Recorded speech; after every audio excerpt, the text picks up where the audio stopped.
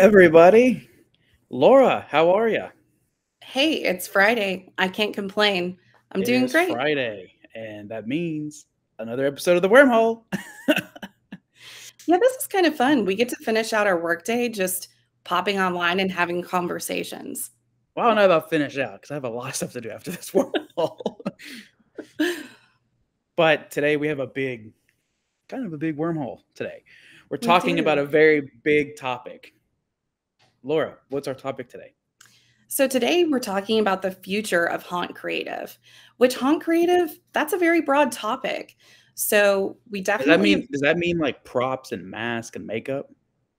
well, although that stuff is creative, what we're talking about are logo designs, stuff you use for your marketing materials, your ads, so your video content, your imagery, right? So your photography, things like that, even your website. For sure, for sure. So, in order to tackle this giant topic of haunt creative, we've got some special guests with us today. So I think because we only have about an hour to do this, we should go ahead and start bringing them in. And first, I want to introduce our friend Chris from Rogues Hollow. So as we bring him in, I am going to show everyone a promo video from Rogues Hollow.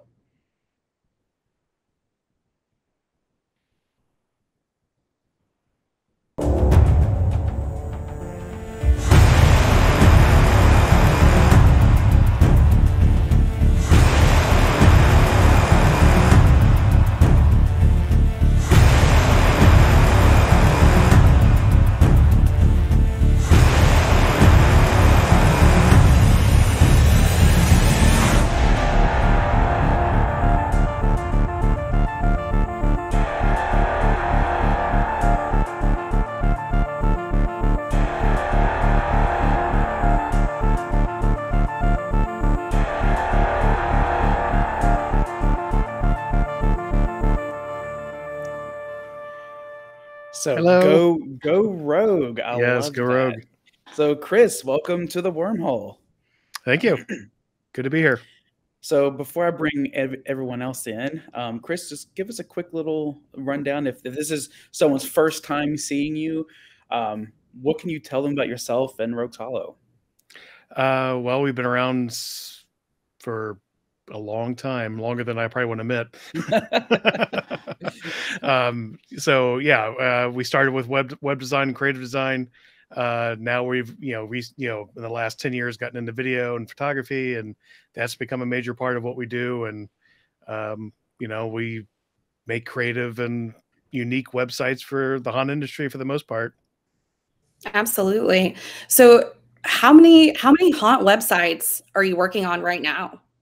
Like right at the moment? Yeah, or what haunt projects do you have going on right now? Right now, I'm working on some stuff for Eloise Asylum. Very nice. Yeah, one of your guys' clients as well. And let's see, Screamtown in Minnesota, I'm doing a big project for right now.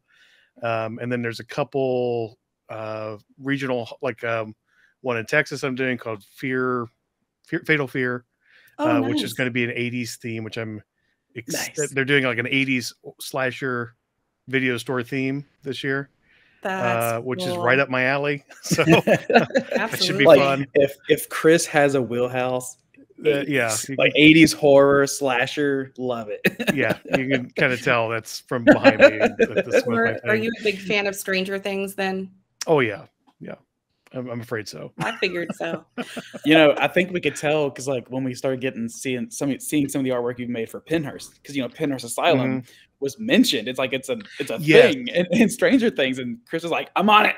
Yeah, last year, literally the weekend that I saw the last season of Pinhurst, I was making the Pinhurst Asylum in the Upside Down that same weekend, just because I had to do it.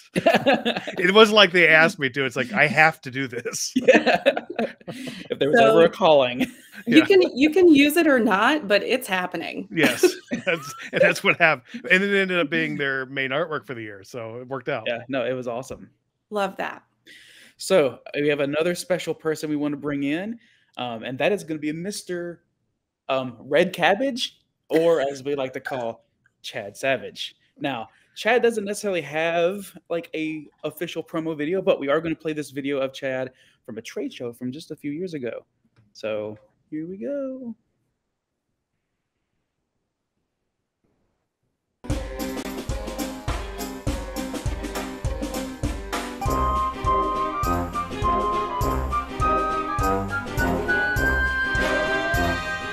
Oh God! Oh God!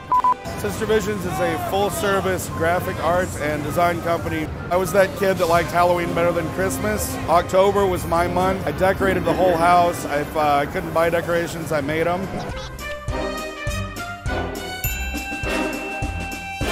We do logos and branding, marketing, artwork, character design, t-shirts and posters and billboards and websites. I think I said websites, but I do a lot of websites. Transworld is a client, so all of the signage, the directory, the t-shirts, pretty much all the printed materials at the show.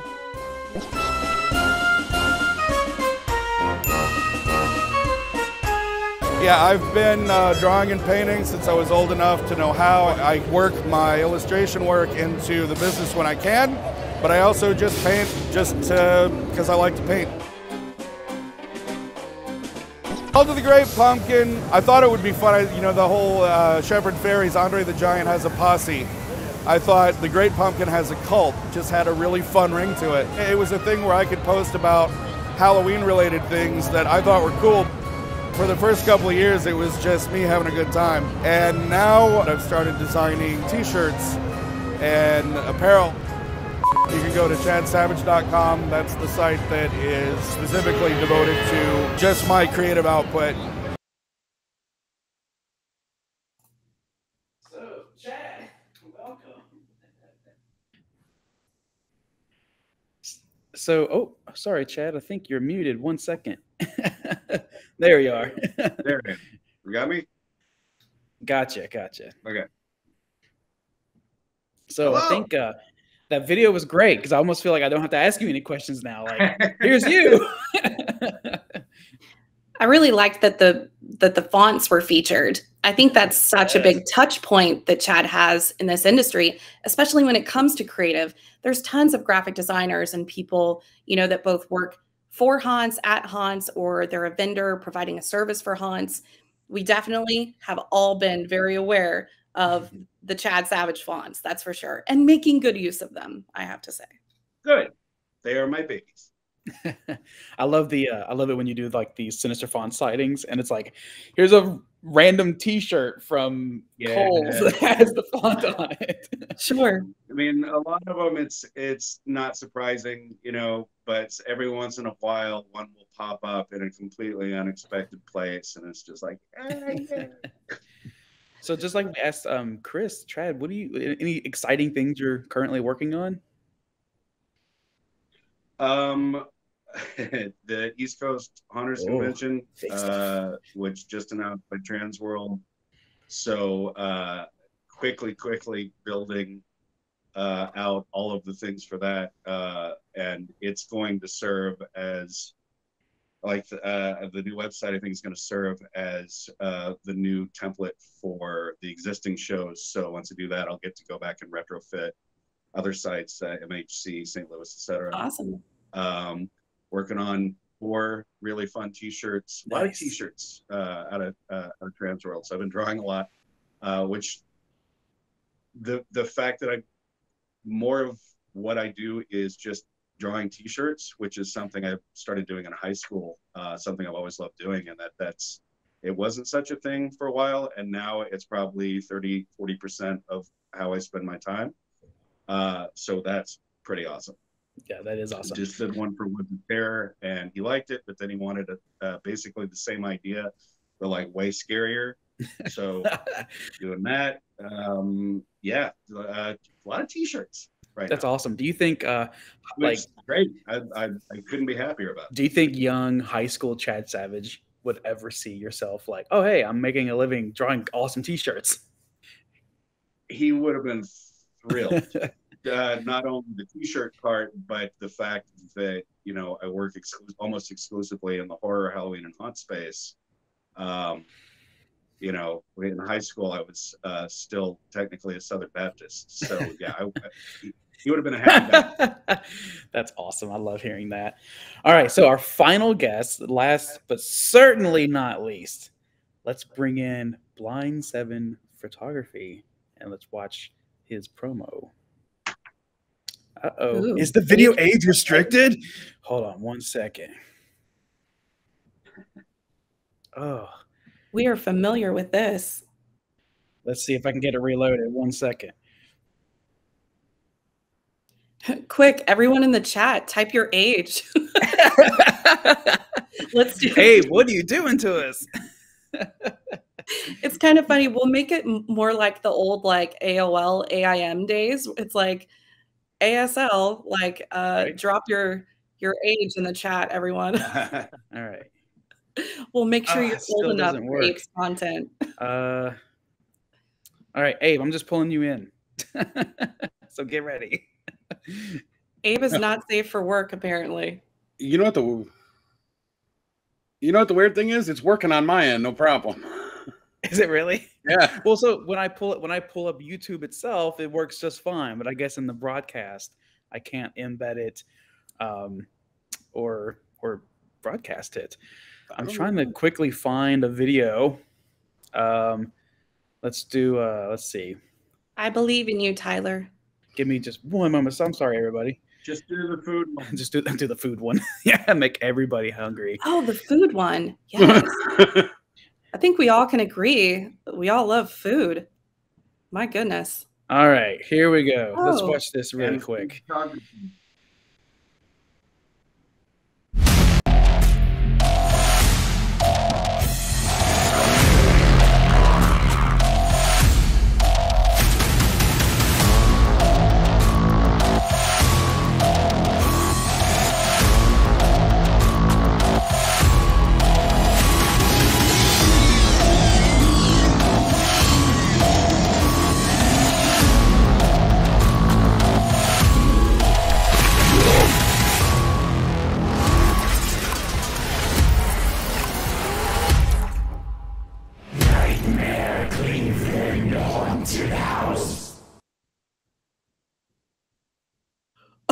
Okay.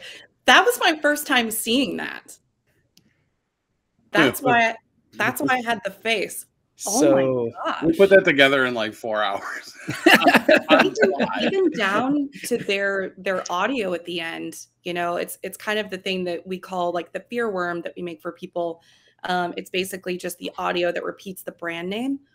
Oh my goodness. So Abe, since your reel was age restricted, if this is someone's first time seeing you, I know Abe, you've never been to the Transworld convention, so this may be a lot of people's first time meeting you.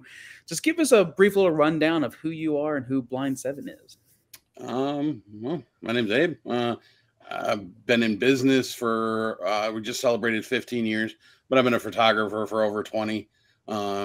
Started off in bands and model work and stuff like that, and then moved over to commercial stuff a few years ago. And I think I've only been doing actual video since 2015, but yeah, anything spooky, scary, bloody, love that stuff, all the way to, like you said, food photography and product shots. So now I know you love animals. Yes. And you do a lot of animal photography. What would you say is probably your favorite animal to shoot? I like birds a lot. It's like I like aggressive stuff, like snakes and things like that, and bugs. But I don't know, something about birds. They just have such personality behind the camera. So lots of birds. Yeah, I could see that. Now it looks like we did lose Chad for a little bit, so I'm going to bring Chad back in. Cabbage disappeared. I was wondering what happened. My camera stopped, so I reloaded it, and now I think I'm back. So perfect. There's Chad. So now that we have you all here, let's talk about haunted house creative assets, haunt marketing creative specifically. And I think let's start, Chris. Let's start with you. And what do you, unless you don't want to, no worries. But what do you think has been maybe the most critically forgotten about, underrated thing about Haunt Creative that you've seen over the last forever? Consistency and branding. I mean, that's literally the thing I feel like I am fighting with more than anything over the last 20 years.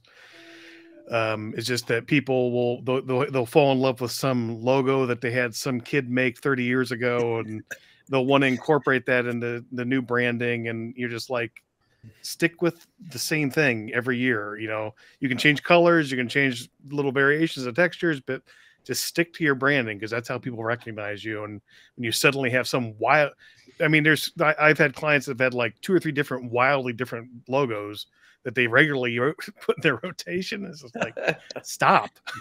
Yeah.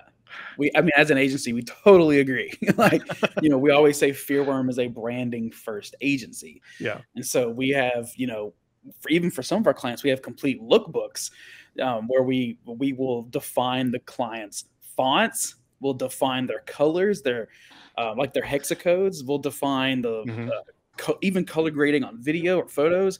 It's like, here's a lookbook, here's a guide for this client. But at the same time, we've been in the boat where it's like, hey, a client's like, here's my logo from Fiverr.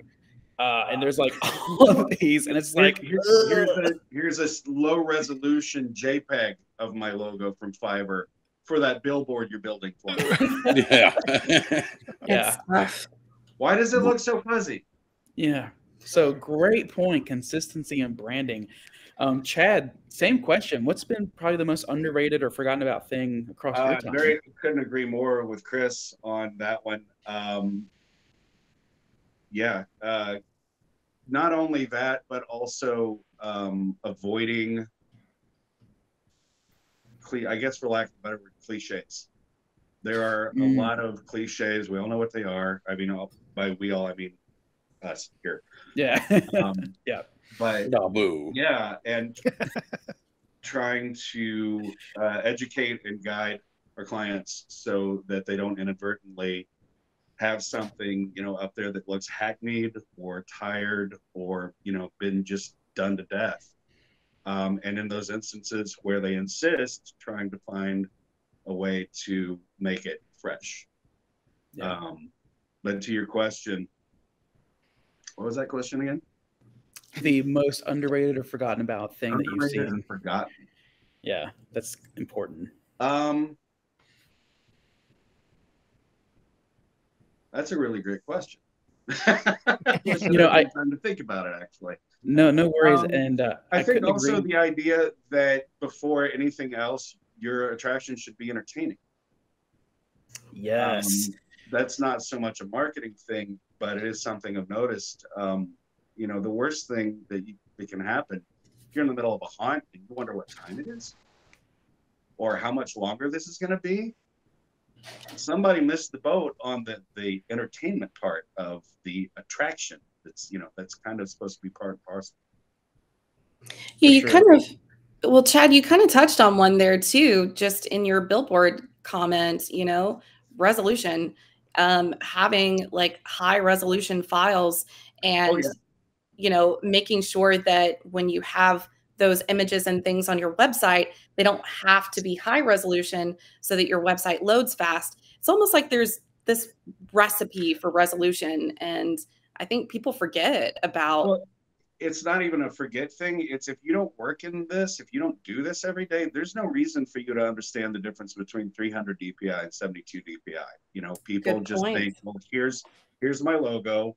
Go do, you know, you're the graphic designer, go do things with it, which is where I have a whole frequently asked questions page where I talk about it. I have the conversation on a weekly basis. You do have to explain this stuff to people, which is fine. It's part of the job.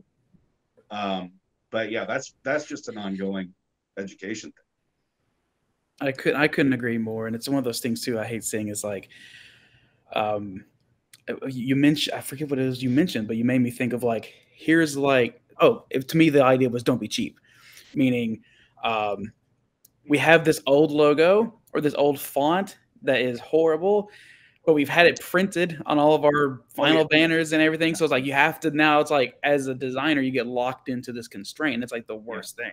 When you're presented with a branding system that's, like you said, you know, 20 years old and it wasn't good to begin with, and they're insisting that this is what you use as the basis for the website. I mean, arguably that's where you get to flex those creative muscles the hardest, because if you're saddled with something that's not great to begin with, and you have to try to make people want to come to this attraction, you got to get really creative with that. For sure. I feel like that's where that delicate conversation too of feeling around the edge. I mean, when you get the sense that they're really married to this thing, but you want to do your due diligence and say, is there any world where you might consider not necessarily changing it, but maybe upgrading it? I would say in the last year, a decent percentage of the logos I designed were based on an older beloved logo, but they just wanted to kind of modernize it, up the ante, which that's fun when you get to take something and reinterpret it and update it.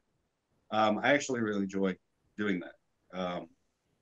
But yeah, it's not even a recent or like happening right now kind of thing so much as it's just kind of one of the ongoing things that you I don't want to say deal with, because that's not the right energy. It's one of the things that you do.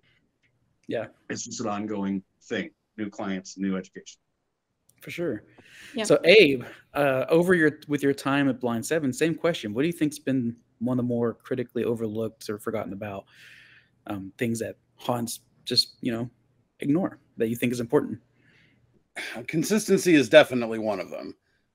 Branding requires an overlook of the entire company, not just video, not just photo, not just it's everything. That and reality checks. Like you've got a haunted house in a really cool location, but your actors are your makeup's like everything has to be cohesive, because as my job is to take photos of something or video of something and then make it look 10 times better than it actually is.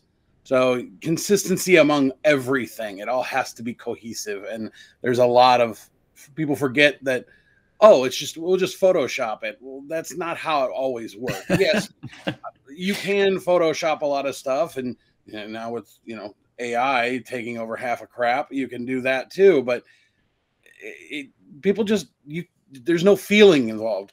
You have to have everything working together.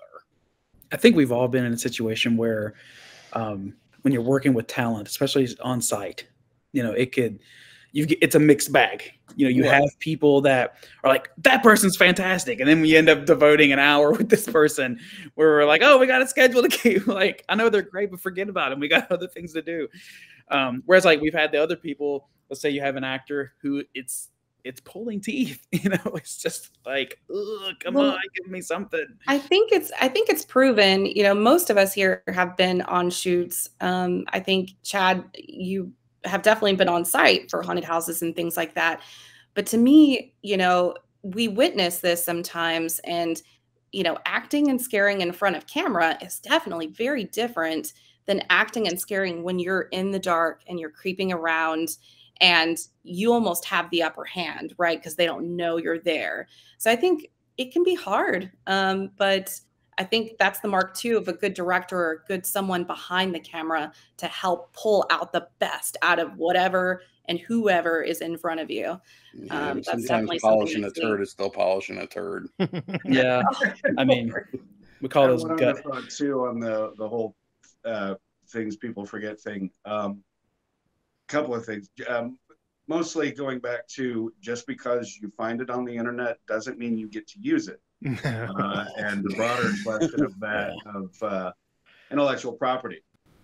I annually have to explain to select clients that no, you cannot in fact feature Freddy Krueger on your marketing, because you haven't paid for that privilege. Yeah. And you're going to get in trouble if you do it. Absolutely. So, never mind the number of times that somebody, you'll have a haunt owner who has one of the kids that works for him. Can you build us a website, or can you make us a poster? The kid will say, yeah. Go on Google image search. I'm sure this has happened to other people besides me. Take an entire poster, change the logo, change the info, and just use the rest. I did a poster for the Chicago Zombie Prom years ago that I wound up sending 10 different DMCAs over the next year because people just take it and use it. Yeah. Jesus. And that's Yeah, just we've had a ignorance, client. right? Go They ahead. don't. Go ahead, Laura. Sorry, and that's just ignorance, right? Like they usually don't. ignorance. Sometimes it's I didn't think I'd get caught. Yeah, that's another thing. The thing I hear often, and I don't hear it as much as I used to, but it's still out there, and that's just, it was on the internet, so it must be free. I saw it on Google image search. I've heard that as an excuse more times I can count.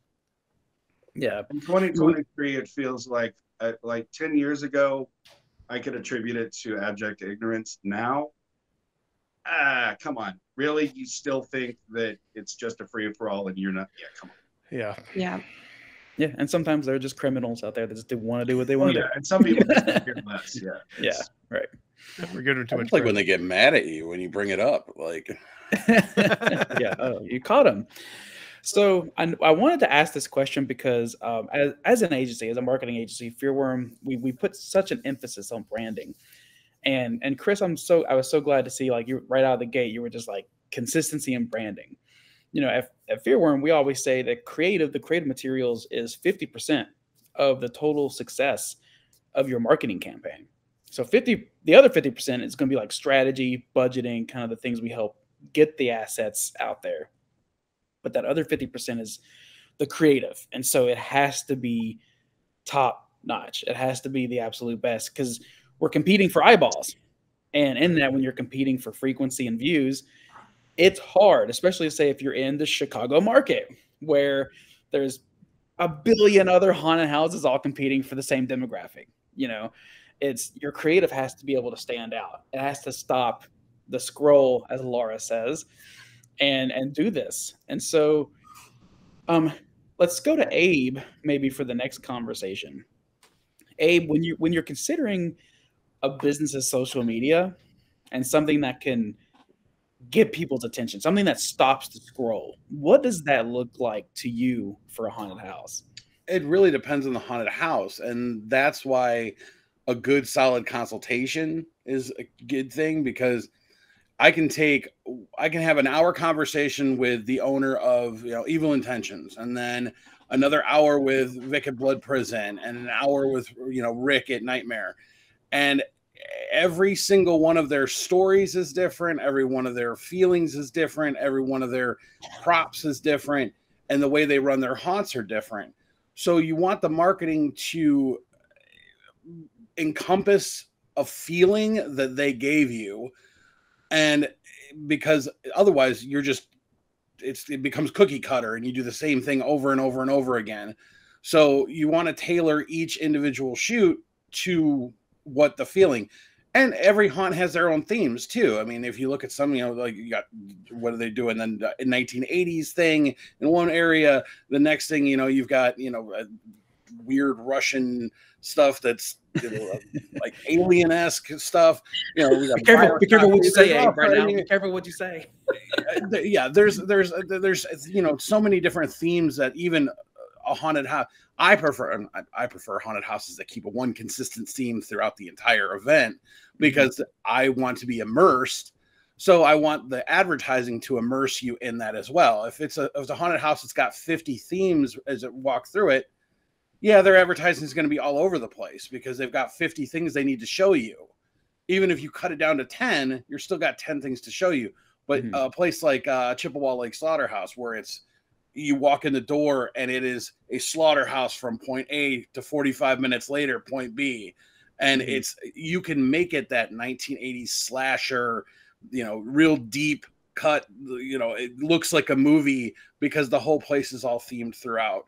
But for haunts that break it up and have, clowns in one room and a glow swamp in the next room and, vampires in the next, it makes it more difficult. But that's why there's different companies to do different jobs. I might excel at one, Chris excels at others. So it's about finding the right person to work with for the project. I guess that's the best way to explain it. So Chris, on the kind of along the same lines, let's say there is an event, there is an attraction that has 50 different characters and themes throughout, or like it's so scattered. So like, what do you do in that situation? Is it better to try and cover it all, or do you try to whittle that down to like what's the core visual that we're trying to get across here? Well, it kind of, again, it, like Abe said, it kind of depends on the haunt. But in the case of like, I'm trying to think of a couple examples where it's like they had like a kind of variety of things, but it was one of those things where a lot of times I'll just try to like pick these I'll walk through and like these are the best rooms that I see as like visually interesting rooms, and their actors that they have on on hand are going to be the ones that can be in those rooms. So yeah, I mean, it's gonna maybe vary wildly from thing to thing. An example of like Pure Terror, which is in New York, which is a haunt that is just like theme after theme after theme after theme. In their case, it's just like I can't fight that. I can't try to create a story out of it. So it's just like you're going to be overwhelmed by all this stuff, and this is what we're going to throw at you, all these different variety of things. So I guess you just have to work with what the plot you're handed and make it work. That's also pre-planning too, like the way that if I get thrown into a haunt and I got to walk around and figure it out, that happens to all of us. It's a lot of just, well, what rooms look best and what do I have to deal with? Let's see what we can do. But that's also why I start trying to pre-plan my stuff in like January, because I like to write stories to go along with it all and things like that. And it just depends on how they want their marketing done. And I will get phone calls in September going, hey, can I get this done tomorrow? And it's just the nature of the beast. Yeah. But it seems rare that you have the at least in my experience, you have the ability to pre-plan it. So I guess probably half of the time I'm like that morning I'm getting introduced to what I'm going to be using that day, and that's the way it is. So. I think that does come down to the difference between what we call like run and gun and then like produced set, because like we've done shoots where we're not even shooting the haunt, we're having them build brand new things that don't exist, or we're shooting off location to get the point across of what this like Evil Intentions is a great example. We shot at 5 different locations and only one of them was the haunt. It's just like, how do we get this story across that it's an old casket factory? Okay, you visit a funeral home. That's a real one. You go visit a real cemetery. You go shoot off location. Chad, in your world, like if someone comes to you and it's like, hey, our event encompasses all these different ideas and themes, and we need one logo for all of it. Like, what do you do? Is that too much? Or is this like, oh, I got a playground to play in now? A little from column A and a little from column B. It's, like the other guys said, it is such an attraction by attraction thing. But generally it just starts with a conversation. Tell me about your attraction. Any ideas that you had for the logo, for the branding. You want to show me other logos that you like and tell me what it is you like about them. Just kind of get a feel for the market, a feel for the owners, the history of the place, anything significant that figures into it, and you just kind of combine all those things and go from there. I don't do photography, so I don't have to worry about that aspect as much. Generally focus on the overall theme, because they almost 201, even the ones that are 50 different scenes versus throughput narrative theme. The attraction itself will have usually an over-encompassing concept framework, and that's basically what you got to dial into. A great example of that is actually a client of ours that, Chad, you recently just did a logo modernization, an updated logo for them. That's Dark Hour here in the Dallas, Texas area. Yeah. And so Dark Hour. Just getting to do anything for the hops is that made me happy. So Dark Hour is exactly that, though. They have this over-encompassing theme of like witches. Like this is a witch haunt. But throughout the show, you could find yourself in like ancient Egypt or in an old manor or in a cemetery, graveyard. And so you have all these different themes and thematics throughout the I know show. it's wild, but 13th Gate's like that too, where you kind of go on this tour of haunted places all in the same building. And then in stark contrast, you get a place like Hell's Gate in Chicago, where it's a very specific, defined concept all the way through. For sure. And it's telling you a story. Each room is telling you part of the story, which is cool too. Yeah, another one I could think of is like the Dent Schoolhouse in Cincinnati. You know, it is, which I know, Chris, you know, you have a lot of experience with Dent and the guys there. It's that narrative. It's the schoolhouse. It's the serial killer. It's this, you know. Laura, I'm going to pass the conversation to you now, surprise, and see what you got going on in that brain of yours. Regarding creative, I mean, just broadly, I mean, I don't know, we're kind of touching on the different types of attractions that there are. And I think just overall, how important it is that the creative communicates that look and feel, the mood for that event to their audience. And I think, you know, when it comes to Haunt Creative, I mean, yeah, there's different types of attractions and different things you can focus on, but it's like you have one goal in the end of it, right?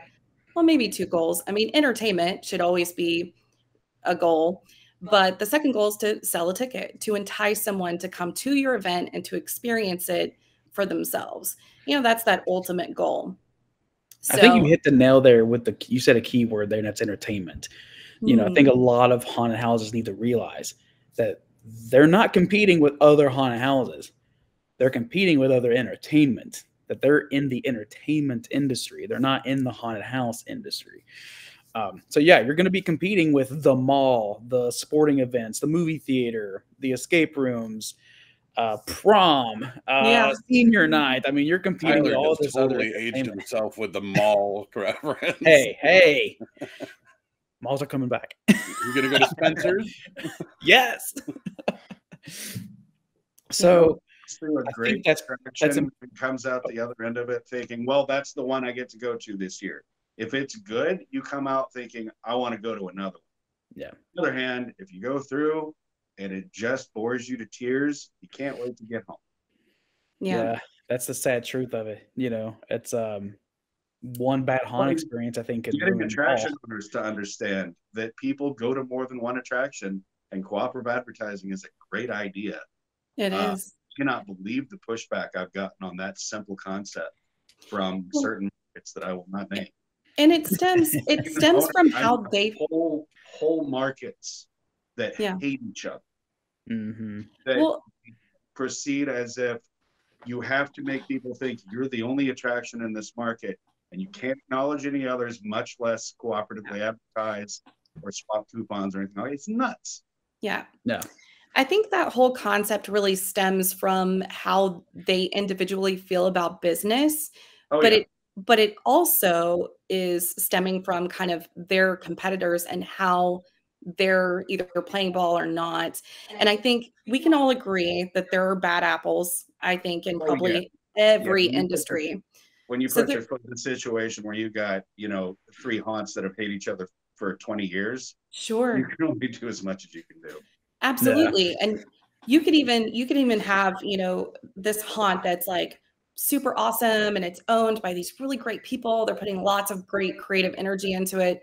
You put one bad apple in that market that is playing dirty and causing issues and, you know, not playing fair, it's just going to put a bad taste in a lot of the business owners' mouths. So to me, it's like, I just heard horror stories. You know, I'm definitely of the side of things where, you know, I come from Texas, where a lot of the haunts here in Texas, they swap information, they get together, they teach each other things. We have a whole convention, the Texas Haunters Convention, and it's awesome. I started out in Texas. I love Texas Haunters. Yeah. And so it's like, you know, if every single market where haunted houses are concerned could take a lesson from kind of how the people in Texas do it, man, I would love that. There's just this camaraderie and respect, and, you know, I actually, was working boots on the ground at Dark Hour for some time before I worked at FearWorm.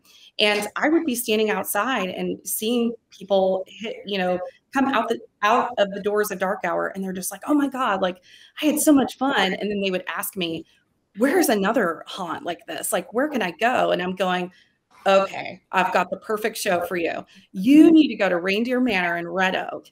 And it's just, it's that kind of energy that really plays to exactly what you were talking about, Chad. Like, if they have a great experience at a show, they're going to want more. They're going to want more. More, 100%, especially during student season. Sure. So I know we were talking a little bit about the past, kind of what we're currently working on. I want to look to the future and get all of our brains kind of in this cauldron of, I guess, what we fear or could love, called AI. And so, Chad, let's start with you on this one. Do you have any concerns regarding AI, or are you excited about it? This is my go-to now because I have lots of opinions. But when I was in college, I had majored in illustration, and this was in the late 80s, early 90s, when digital art was just becoming a thing. And my mentor read the class it's kind of a letter to the editor kind of thing, just decrying digital art, how it was going to be the death of traditional art, just hand-wringing. This horrible new technology, it's going to destroy creativity, so on and so on. He reads it, gets mixed responses, and then says, okay, actually this article was written 100 years ago and it was actually about photography. But the point was, whenever there's a revolution in media, you get this response. And yes, AI is problematic from the how it's sourcing its images aspect. They need to figure that one out, because for those that don't know, all an AI generator does is look at millions of images and then outputs based on what it's been fed. Well, the problem is they're feeding it vague. The AI bots a lot of the times are being fed with the artwork of artists without their permission or consent. So that's a whole thing. Adobe just introduced an app called Firefly, which is going to be their entry into this arena. And one of the first things they did in the email they sent out was assure us that all of the imagery is being sourced ethically, which, cool. So I think there's going to be a big kerfuffle about it for a while until people get used to it. I think it is probably going to replace how certain companies and corporations do their creative work, but ultimately it's going to settle in as just another tool. That's my take on it. Yeah, I would totally agree. It's just another tool. It's not going to be, AI is only going to be as good as its input, meaning only as good as what we artists or the users tell it to do, which means it will probably be riddled with errors. And of course, right now, a lot of these things are free, and any Joe Schmo can go and say, hey, create me a scary pumpkin that's covered in cobwebs with a rabbit jumping out of its mouth, or what, I don't know. But like, it's not going to look right. AI still looks like AI, and unless you have the artist there to refine it, I don't see. I follow a few guys, a few folks on Instagram that are really diving deep into creating really impressive images. It's funny how often it falls down on hands. Yeah. So you can tell it's AI because there's like 8 fingers on one hand and 3 on the other. It really seems to have a hard time with hands. But I mean, some of the stuff I've seen is genuinely impressive. And if I was younger, I might be more concerned, oh God, I'm going to get replaced with this. But I've been around long enough to know and to see, not to know, but to actually see that, ultimately, you're always going to need, like I said, a certain percentage of AI will probably take over. You'll get folks that couldn't draw a straight line or use Photoshop if they had to, but they're really draw a straight good line. with the prompts, and they've like really learned how to do the prompts, and then they pass that off. And you're going to have probably a secondary industry where the person that's really good with the prompts in the company comes up with a base image, then they pass that over to the designer who takes that image and refines it for the purposes for which it was meant. It's a movie poster, whatever. So whereas it's probably going to, I'm not going to say take jobs. I think it'll be used more for jobs that we all do now. But there's also going to be probably a whole secondary set of jobs that come up as a result of it. So, it's constantly, this field constantly evolves, constantly changes. You got to, and that's, they say evolve or die. So. Yeah, Laura and I we just played with an AI tool that replicates voices. And we uploaded some audio pieces that we recorded of Laura and mine's voice. And so Laura loves the movie Labyrinth. So after I plugged in Laura's voice for it to model, I then made Laura's voice say a bad review for Labyrinth. And what we found out was that Laura's mother could not discern if it was actually Laura or it was that good. The deep fakes, that's scary. Like, I've seen stuff that you really can't tell. So it is. It's very scary. Like the creative aspect, but like socio-political aspect, you really can't believe anything you see on the screen anymore.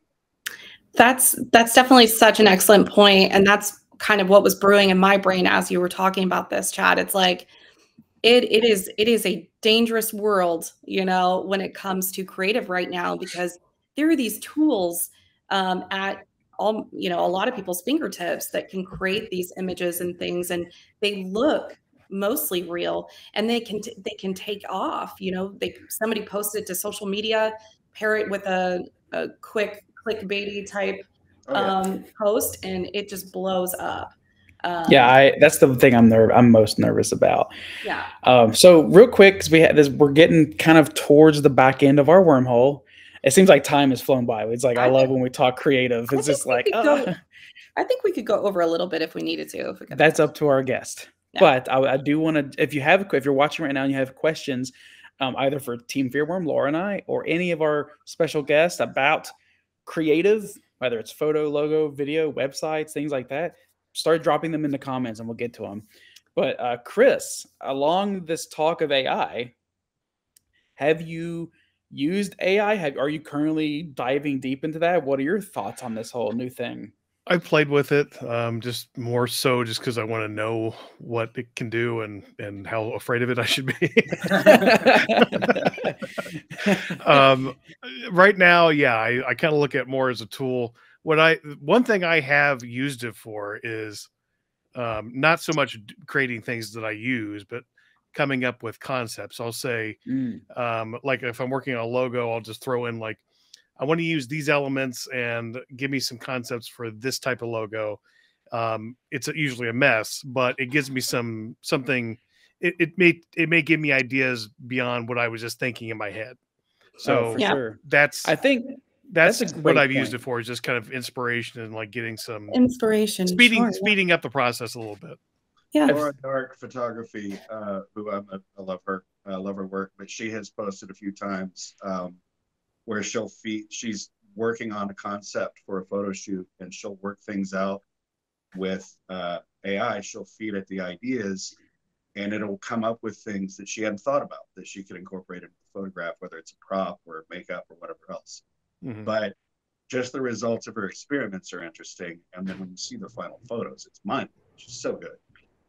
I was watching an interview, and I can't remember who was with. It was like a Hollywood production artist, a production designer for movies, and they were saying that they could see AI start to replace the pre-production storyboard artist. Because like just use AI to storyboard it, and then have that kind of give you a sense of direction for what a shot could be. And I would imagine you could also train a proprietary AI specifically to that purpose. Yeah, for sure. Yeah. Abe, AI, have you played with it yet? Not really. I think I've made one or two little things and then dropped it. I look at AI kind of like the $50 photographer. The people that I hate to say it like that, but it's how you have to be in this industry to kind of not worry about every little tiny thing that's coming your way. The people who are going to replace me entirely with AI are people who aren't going to hire me to come back a second time anyways, because they didn't see the value in the work and They never valued the in-depth service to begin behind the scenes. Yeah, So, exactly. You know, it's the you know, I walk into a restaurant and I say, yeah, sure, I'll shoot your menu for, you know, $1,500, and they're like, oh, well, the cook will do it for $1.50, and he's got an iPhone. Well, okay, you don't see the value. So Yeah. it's not.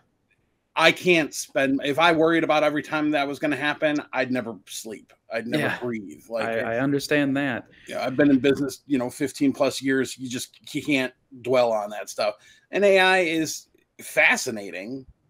Like I've seen some really cool stuff come out of it, especially with like action figures and weird, like, oh, let me decorate my entire house. It'd be fantastic for interior designers to work with. But I don't know. Do I think it's going to replace photography or video? No. Do I think pencil artists have a little bit more to worry about? Yeah, but only in the pre-production end of it. People with talent and people who drive and continue to push forward, it won't touch. Right. I totally agree. And you know, Chris, I think I can relate to what you were saying the most, of just kind of using it as a tool to inspire. So I was recently, and this is how I've been incorporating AI slowly into the work that I do, is I'm recently working on a logo, and I'll go to AI and say, you know, because I know we all use services, whether it's like Shutterstock or things, like I need to find the perfect concrete texture. Yep. You know, and I want it to be royalty free, pay for it, and do that to use within a piece. I've been using AI to create those textures and say, now make me a concrete texture that's been destroyed by a chainsaw.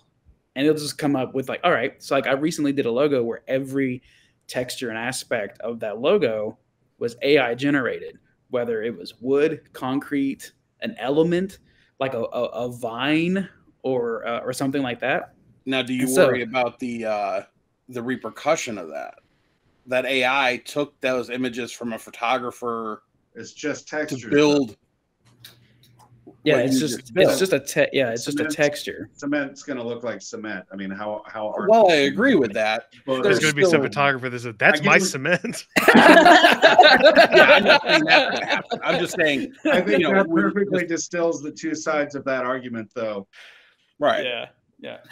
Yeah. Not that I would care if somebody took a picture of, you know, I took a picture of cement and they used it, but I'm saying that like there are the two sides. Like, yeah, while you used it inadvertently, it still was taken from someone else. That's a great point. I would be interested to get the photographer's take on this. So the little bit that I've monkeyed with it, I want, because having done this for close to 30 years, building a background with spooky trees, cloudy sky with a moon, and a house on a hill, I do that a lot. I have a ginormous photo library that I've amassed over the years. Got real good at find the thing, put it all together in Photoshop. So in December, January, when I really sat down and spent some time with Midjourney to just see what all this was about, my goal was to generate generic spooky backgrounds that I could drop in and then build the foreground stuff in front of the important imagery and have the spooky vibe back there just right out of the box. And it came up with, out of maybe 50 images, I think I came up with 4 or 5 that I might actually use, which didn't really save me any time because of all the time I invested getting those images. But if I stick with it and keep monkeying with it, eventually I could see a time where I'm able to generate my own background stuff. And again, yes, this all came from other people's photos of skies and trees and so forth, but again, it's like how deep into that argument do you want to get? Because, you know, photos of trees, photos of the sky, you know, these none of these are necessarily just art just as a per se, you know. I don't know. It's weird. It's just a as weird a debate. anecdote. Equate it to the shopping hold on cart one second. problem. Hold on, Abe. Hold on one second. I'm going to cut you off, Abe.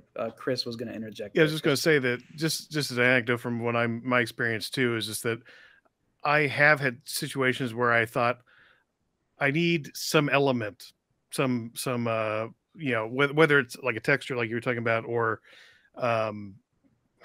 I'm trying to think of something I'm like specific, but something specific I needed. And I thought, I'll just throw that in the AI and see what I can get.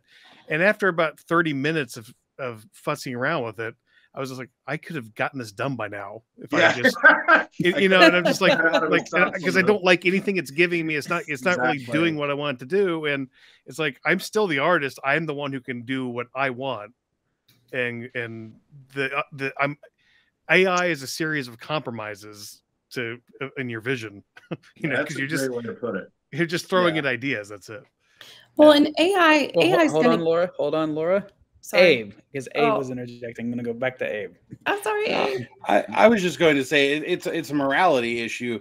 It depends on your morality. If you feel that it's detrimental to artists and you would feel bad if somebody did it to you, then you don't do it. If you screw everybody else, you do it. Yeah, I think it depends on the source. You know, as you know, Chad mentioned earlier, Adobe is releasing Firefly, where the source is all ethically become more of a thing. Just Adobe has its own stock library, so yeah, I'll feel a lot more comfortable with that. It's not something I would ever use. You know, it's not. I mean, like you were saying, backgrounds and stuff. I've never really used it for anything other than, again, generating ideas. Yeah, and saying. I think it's good for that. I can't, at this point, I can't visualize giving an AI bot a bunch of inputs, getting the output, slapping the logo on it, saying, "Here's your post." I can't. That would be awful. That would be so bad. I know there's people who do that, but I can't see myself ever doing something like that. The most I could see would be like if I'm trying to generate a creature. Yes, giving it some inputs to give me the starting image, and then taking that into Photoshop and refining it the way I want. Yeah, that's actually something I did. That's the thing. That's what it was. I knew there was something I did like that. I had to create a Wendigo for somebody. Finding a Wendigo stock image, you're not going to find anything. So Wendigos are so cool. I'd want to. I started it in AI, and then I love messed with it and changed it and got it to look like something I wanted. I have to say, I know someone with a Wendigo. You could have just emailed me, Chris. If it comes up again, I'll keep that in mind. Is that Alan Hobbs? Safe bet. Yes, that is Alan Hobbs. Oh man. All right, so we did as we start the. You need a Wendigo by 3 p.m. I'll get you a Wendigo by 3. Yeah, that's Alan. Wendigo. So we did have a question from our friend Austin Zatelli, or as I like to call him, Austin Zambelli. He asked, what, and this is a question for the group, what is the one thing you all want to see used more or less in advertising / logos? Chris, let's start with you. Well, a couple years ago, I would have said Halloween. Pumpkins, that kind of thing, but I feel like that has been remedied since then. I feel like we're seeing a lot of that nowadays. So I don't know that I really have anything. I mean, I think there's such a wide variety of things I'm seeing show up in logos. I can't really say there's something I feel is missing right now. So I think we're okay. Chad, read me the question again. The question was, what is one thing you all want to see more or less in advertising logos? I don't have an answer for that. So it could be something that you either love right now and you're like, oh my gosh, I need more of that. Or it could be something where you're like, okay, if I see another logo, Less, please. And I can tell you something, for me, it's kind of that outdated, like outer glow situation. You hush your mouth. The Photoshop glow? Yeah, like, I don't know. I feel like there are great uses of it, but sometimes, I don't know. Okay, I got an answer. I'd like to see legibility make a big comeback. Mm. I'm tired of seeing logos that I have to get right up to read it. Is this another danger? Or death metal logo that sticks in the woods. What's a daunted Gauss? Yeah, that's the difference. Like, I don't know. To me, when a haunted house logo looks like it's a death metal band or something like that, that could be problematic. I have discovered when I send an image attachment as a proof via email in Gmail, once it's sent, it shows you a little tiny preview of it. I've had twice in the last year where I sent it, saw it in a little preview, realized couldn't 100% read it immediately, sent them another email immediately saying, disregard that, I have work to do. So it's a great little easy litmus test. If you can read it in that tiny little preview, then you're good. Yeah, No, I think Chad has a good point. I think legibility is number one, because I've had that problem too, where I've tried to talk someone off a ledge on legibility and they're still fighting me on it. I also like to see less.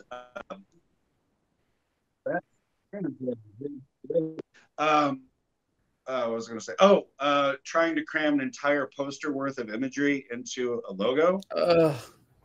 Yeah, okay. It's not just killing me. Focus on just the words, and let's make the words do the work. And then there's someone I have in mind that I hope is watching right now. You don't have to have 18 monsters around your haunted house logo to let people know it's haunted house. Yeah, and I was gonna say, like, if I was to add any influence into this to answer the question for Austin, it'd be like, I would love to see more commercial viability in a logo. Something that looks good as a flat black, like it just looks commercially appealing. It's sharp, it's striking, just like that's that. The only way I start out with any logo I design, black first. If it doesn't work one color, it doesn't work. Period. Exactly. I do the same thing. That's funny. Yeah, I do the same thing. Black and white vector, always go to back. Oh, I need it embroidered. Here you go. I need it etched in glass. Here you go. There you go. Yeah, Abe, I know you're not a logo maker per se, but like I know the question was also in advertising. What's something you'd love to see more of or less of? All right, less of. I have one of each, but less is. I would like to see less fake blood. Yeah, it's I have a whole other reason. Well, that's it. I have a whole other because I love me a bloody logo, but as an advertiser, I can never use them. Right. it's like Google won't approve it, Facebook won't approve it, TikTok definitely won't approve it. Yeah, I mean, my job is to come in and be like, oh, I'm going to video your actor and then utilize that for your advertising on Instagram and Facebook. And then they're like, oh, okay, here's a gallon of fake vampire blood. Here's my guy. And you're like, what am I supposed to do with that?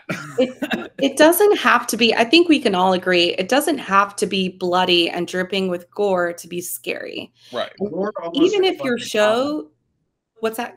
Gore almost feels like a cop-out. If you can't convey scary without viscera, what are you doing?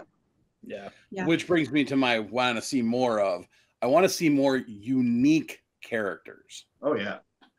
Like I don't get me wrong. I love slasher films. I love the weird, the Terrifier thing, Pennywise. Like I love all that stuff. But use your imagination. Like you don't often get a pumpkin head these days. Yeah, I mean, just anything like, slather somebody in latex. It helps. There's a million ways to do it. Just try and do something different. Yeah. I think those are all great responses. And I think Austin just commented that he's taking notes and he's looking at his logo concepts. So we do have to kind of come to an end here. However, I want to extend the invite for you all to come back because we did not hit on several key topics like websites. We did not even talk websites. about yeah, like what's that? So if I can, like Chris, Chad, Abe, would you all come back if we were to do this again, do a part absolutely. 2? Yeah. Never again. I'm No, going I'd home. love to. This was a lot of fun. Yeah, this is fun. It's always fun to talk haunt creative with, especially with a bunch of creative people. It's I think also it's nice to have this conversation and realize that you're not the only one that's dealing with things. It's like a support group. About this. Yeah, kind of. And this has been a little bit therapeutic. I feel better about some things than I did going into the conversation. Oh, it's not just me. Okay, cool. I'm not crazy. We're all crazy. All righty. Well, gentlemen, thank you so much. Laura, do you have anything to wrap up?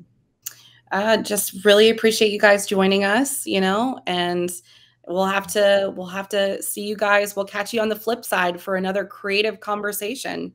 I'm excited to have you all back and to keep talking about this. This is our job. We have cool jobs. Yes, we do. Yeah, for sure. Wouldn't waste our hours on anybody, but we have cool jobs. We really do. True. Everybody, if you want to learn more, you can always visit fearworm.com. But Chad, what's the place people can find Sinister Visions? If you want to find all the different things I do, including the free fonts and whatnot, go to sv23.com, and then that links out to all of the other things. Perfect. Chris, where can people learn more about you? rogueshollow.com and rogueshollowvideo.com. Nice. And Abe, same question. Where can people learn about you and Blind 7? Blind7photography.com, or every social media, just type in Blind 7, it'll pop up. Perfect. All right, everybody, have a fantastic weekend.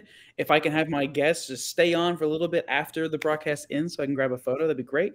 Everyone, great weekend. Next time, we have to talk about why we each named our companies what we named them. Oh, good that idea.